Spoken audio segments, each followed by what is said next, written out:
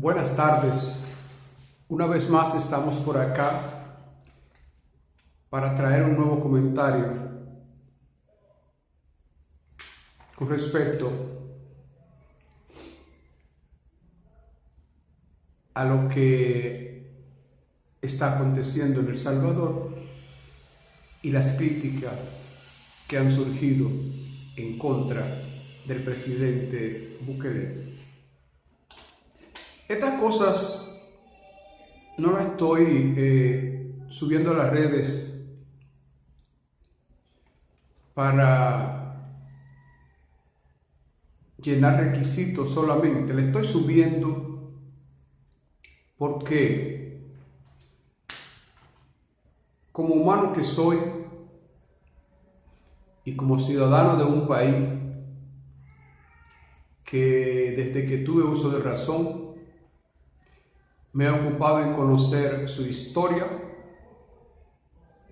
y conocer las corrupciones, y también me he ocupado no solamente de conocer la historia de mi país, República Dominicana. En el transcurso de mis años me he ocupado de conocer la historia de otros países pobres como el nuestro y otros desarrollados o potencias, porque soy de las personas que me gusta conocer las cosas de las que voy a hablar muchas veces. Hice un comentario basándome en las críticas que hizo el presidente de Colombia, Petro. Vuelvo y repito, como dije en el primer comentario,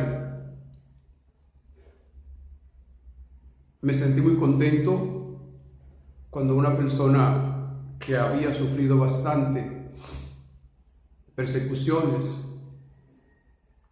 por los presidentes de paso corrupto,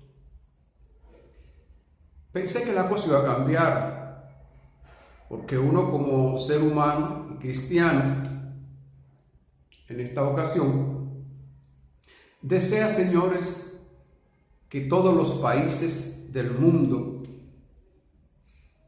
le llegue una autoridad que enfrente las situaciones y le dé un suspiro a sus ciudadanos. Eso pensé yo cuando llegó Petro a la presidencia, porque no es un secreto para los mismos colombianos y para nosotros los seres humanos, que Colombia ha sido uno de los países muy golpeado por las guerrillas, los rebeldes que se han lanzado a las montañas a contrarrestar a los gobiernos corruptos que han impedido que el desarrollo llegue a sus países. Fue un comentario de un ciudadano colombiano, Rafael II Padilla, que dice que muchas de las cosas que he dicho son incoherencias y me hace unas citaciones con respecto a Bukele, que Bukele no es el salvador de El Salvador. Es claro, Padilla, yo estoy muy claro que Bukele no es el salvador de El Salvador, porque el único salvador es Jesucristo, es el que salva, es el que liberta. Pero sí, Bukele está caminando por el camino de la liberación en lo que tiene que ver en lo terrenal de lo oprobio y la opresión en la que estaba viviendo El Salvador. Me dice que hablo mucha incoherencia y que debe darme vergüenza de decir públicamente que fui delincuente. Padilla, lo que debiera darme vergüenza a mí hoy en día es haber seguido siendo un oprobio a la sociedad de mi país, como lo fui en mi juventud, por falta de conocimiento y por el rechazo de los gobiernos de facto que han pasado por mi país, que solo han prometido y no han cumplido, como acontece en la mayoría de los países hoy en día. Porque quiero decirle que no ignoro ni la historia de mi país, ni los acontecimientos negativos que han traído los proyectos de nación que han anunciado en sus políticas los gobiernos que han pasado. Hablo de Trujillo para acá porque después de Trujillo para acá porque Trujillo era un dictador. Hablo de los gobiernos llamados democráticos. Y lamentablemente lo que ha hecho es crear más pobreza, más ignorancias a la mayoría de sus ciudadanos. También dice que Bukele no está haciendo nada porque solo está metiendo preso a las pandillas y se ha olvidado de la opresión que tiene su país en cuanto a educación, en cuanto a una parte muy importante que usted habló ahí, es de las inversiones, Padilla. Me llamó ignorante a mi contenido y a mi persona. Pero usted hay una parte muy importante, que Bukele no se ha ocupado de crear inversiones. Pero, señor Padilla, ¿usted cree que alguien sería capaz, y en esta ocasión voy a poner Haití, no El Salvador, que está más cerca de mi país? ¿Usted cree, Padilla, que sería una persona razonable que venga a Haití a traer su dinero e invertirlo en Haití, donde no hay ninguna seguridad, donde el Estado no le brinda ninguna seguridad ni siquiera a sus propios ciudadanos, mucho menos a una persona que venga a invertir? En el caso de El Salvador,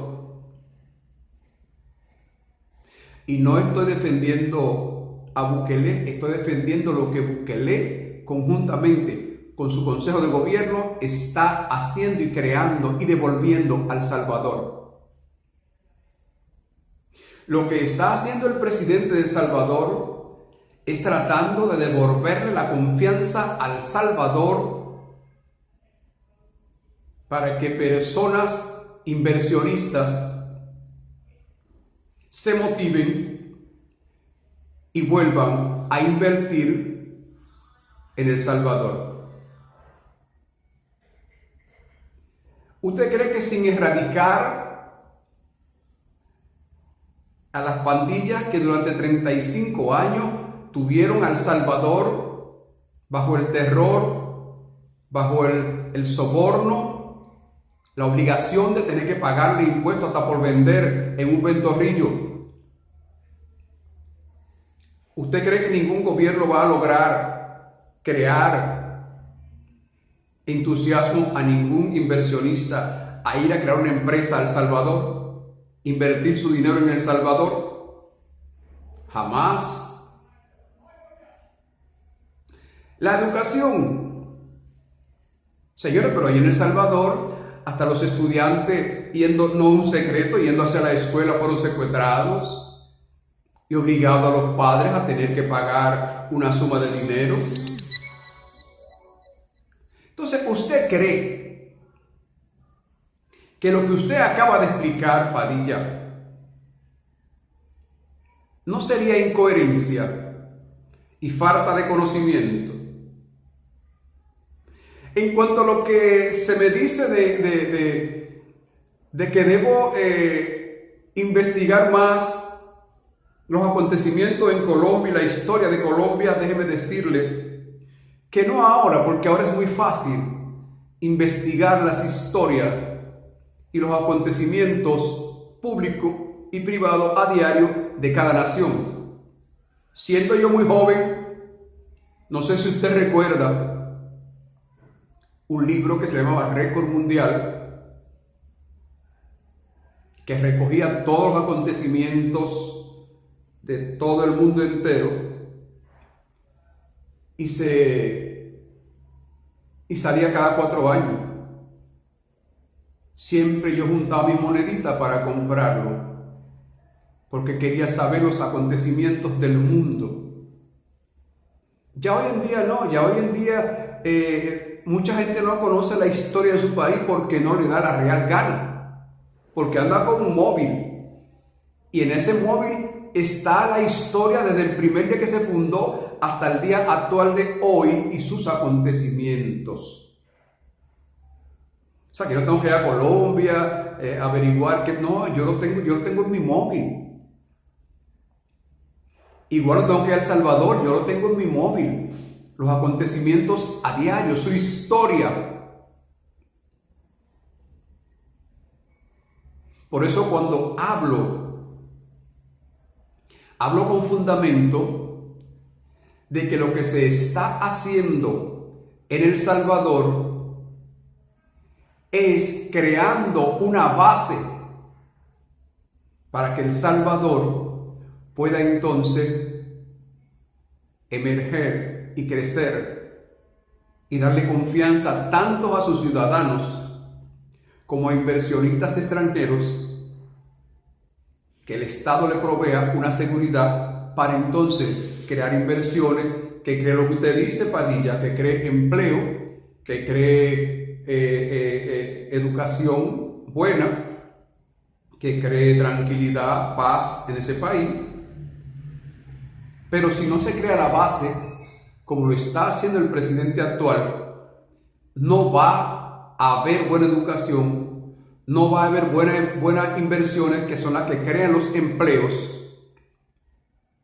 y las que animan la economía en todos los países del mundo. Entonces, me decía otro colombiano que visita Colombia para yo ver las obras, las estructuras que ha hecho el presidente Petro. Yo no tengo que ir a Colombia para saber lo que ha hecho y lo que no ha hecho el presidente Petro, porque yo fui un delincuente, como dije, pero no fui un delincuente común. Aún estando en la cárcel, yo me interesaba en conocer los acontecimientos, las historias de las naciones, no solamente de la mía. Por eso, hoy en día, puedo hablar, yo no tengo que ir a Colombia para saber lo que está pasando y lo que está haciendo el presidente Petro en Colombia. Porque hoy las redes se encargan de llevarle a su hogar a través del móvil a cada ser humano los acontecimientos a nivel mundial. Ahora que lo que tenemos, nuestros móviles, los cojamos para ver TikTok el día entero y no nos ocupemos de investigar, de averiguar los acontecimientos del mundo, eso es otra cosa. Pero vuelvo y repito, cada presidente del mundo hoy en día, en vez de levantar una protesta en contra de lo que está aconteciendo en El Salvador, debiera apoyar y no ser hipócrita, porque eso es hipocresía, porque muchos países están sometidos a la corrupción de su país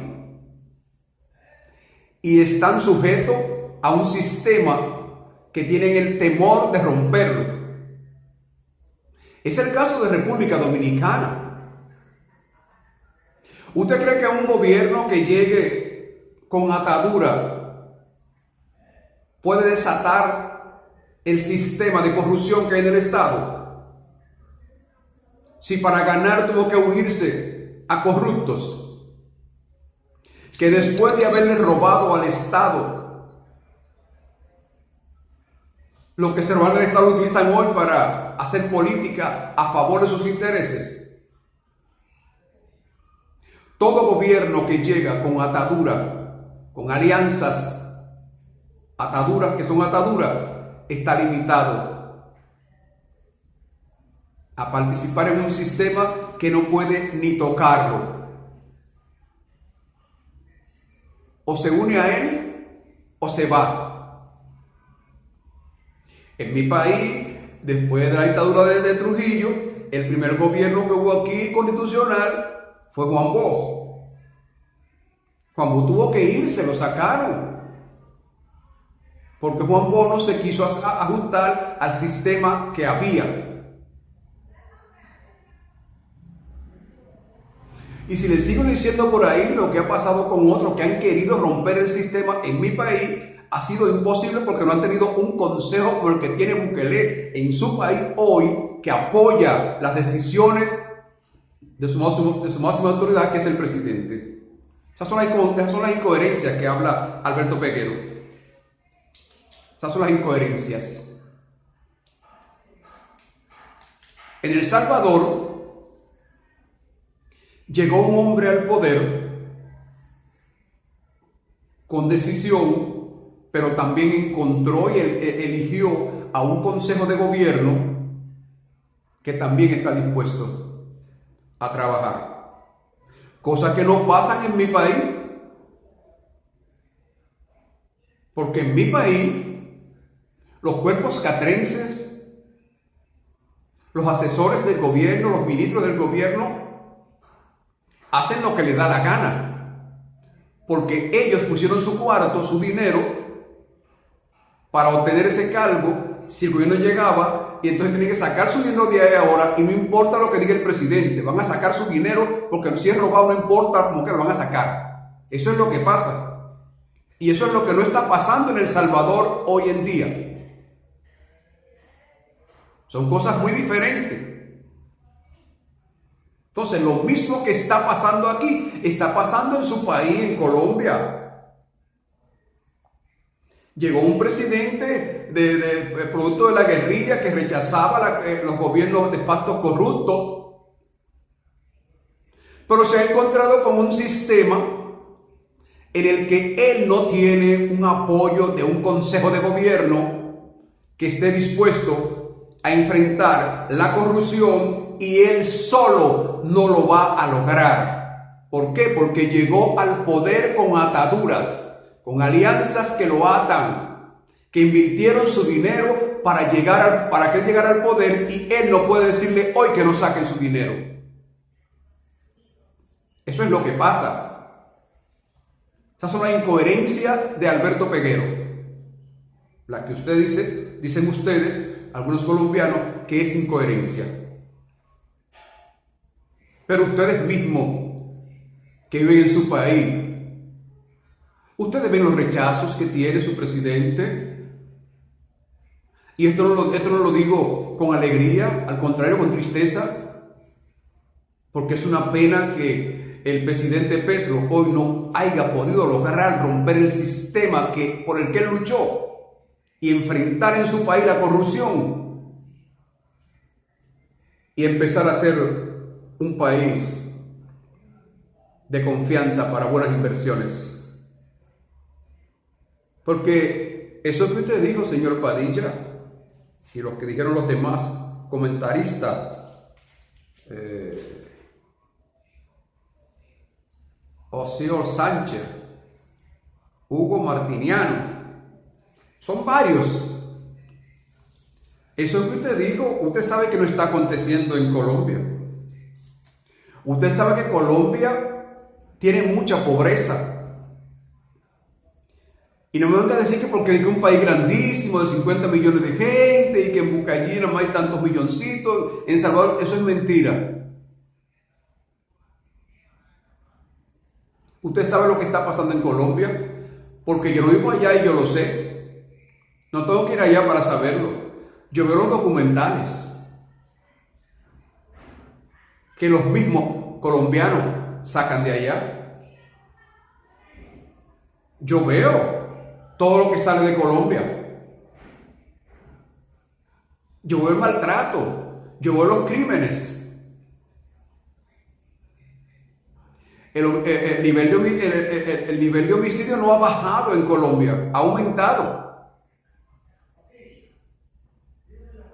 La violencia, los atracos no han bajado en Colombia, han aumentado. Como tampoco han bajado en mi país. No estoy hablando con fanatismo. No estoy defendiendo a Bukele como un fanático. Estoy mirando las obras que están aconteciendo allí.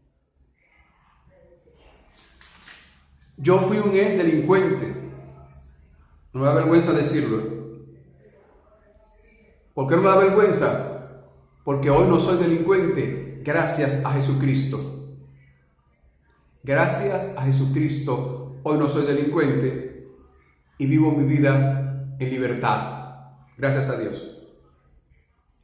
Yo soy un fiel defensor, como delincuente que fui, de que al delincuente se le dé oportunidad para reivindicarse. Decía Padilla que la educación, señor Padilla, en República Dominicana, en el gobierno del presidente Leonel Fernández, se hicieron huelgas. Se creó una marcha verde para obligar al presidente a que diera el 4% para educación. El presidente de turno, Leonel Fernández, le dijo que no era dinero lo que faltaba en educación, que era material humano. Danilo, para congratularse cuando llegó a la presidencia, se dio el 4%. ¿De qué sirvió?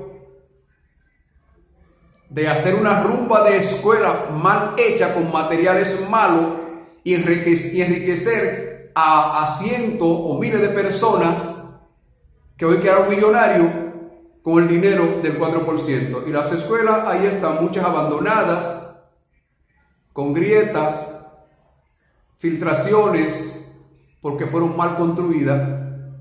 Porque bien dijo Leonel, no es dinero que falta en educación, es material humano. ¿Qué es material humano? Personas preparadas con una conciencia y con un sentimiento de lealtad a lo que es el cumplimiento de la constitución de su país.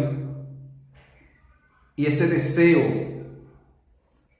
que debe salir del interior de una persona cuando asume una responsabilidad de que se cumpla. Eso es lo que faltaba y falta en la educación de muchos países pobres. Entonces allí en El Salvador se está creando esa confianza para que lleguen las inversiones. Yo entiendo que si el delincuente no se corrige y no se saca de la calle, usted puede crear miles de universidades, usted puede crear miles de profesores al servicio de ellos y no van a hacer nada. En mi país, en las cárceles dominicanas, hay centros de educación y de reivindicación, pero no están funcionando porque el material humano no le interesa que funcione, porque no hay conciencia en eso. Pero yo estoy seguro que ahí en El Salvador, no matándolo como se hace aquí y en muchos países extrajudicialmente, sin darle la oportunidad de que un día puedan cambiar, allí en El Salvador le están dando la oportunidad, que es la vida, para que decida si quiere ser un ente de ayuda para la sociedad o quiere seguir siendo una persona destructiva para su propio país? Hoy yo me lamento de cuántos amigos míos jóvenes no le dieron la oportunidad que tuve yo de salir de las calles. Lo mandaron a un cementerio extrajudicial, violentando los verdaderos derechos humanos de un ser humano. Porque allí también me dicen que violando los intereses, los derechos humanos de una pandilla, no se va a conseguir nada. Sí se va a conseguir mucho. Y no se está violando el derecho, lo digo yo como delincuente. Porque la persona, el delincuente, donde tiene que estar es en una cárcel para reivindicarse, no en la calle haciendo daño. Porque hoy se reclama el derecho humano de esas pandillas. Pero ¿y quién reclamó el derecho humano en El Salvador como lo está haciendo Bukele hoy a las familias? Miles de familias o un país entero sometido a la tortura, al abuso, a la opresión, al sabotaje y al robo, al asesinato. ¿Quién reclamó esos derechos humanos? Como bien dice Bukele hoy, ¿quién? Nadie lo reclamó. ¿Por qué? Porque los gobiernos de turno que pasaron antes que Bukele se beneficiaban de esas pandillas para mantenerse en el poder, haciendo lo que le daba la gana.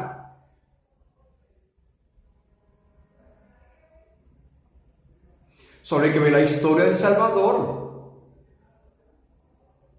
El destrozo, el deterioro que se causó durante 35 años de esas pandillas. Y lo que había pasado en El Salvador mucho antes con las guerrillas también. Que eso es otra historia, que la conocemos también. Lo que nos gusta, conocer la historia de otro país, no solo la nuestra. Porque le voy a decir una cosa. Aquí en República Dominicana hay miles o millones de personas que no conocen la historia de su país.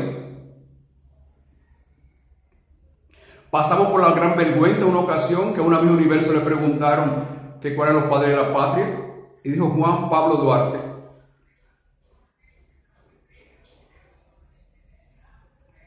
En cuanto a la realidad es que no es Juan Pablo Duarte.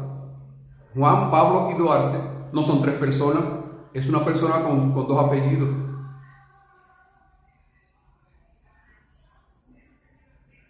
Entonces aquí hay tres padres de la patria, no uno.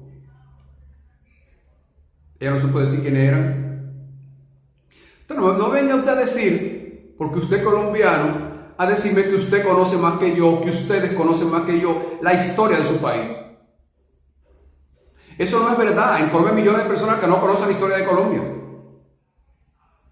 Porque el Estado no le ha ayudado a educarse ni para conocer la historia de su país.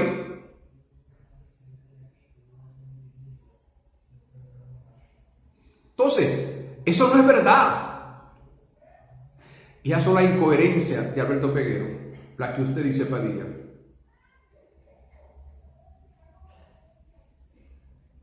Yo como ex delincuente, pudiera estar defendiendo a esas guerrillas.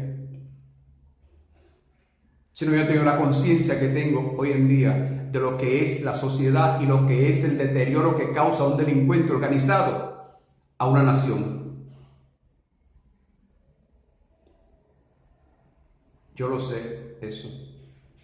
Como también en mi comentario hoy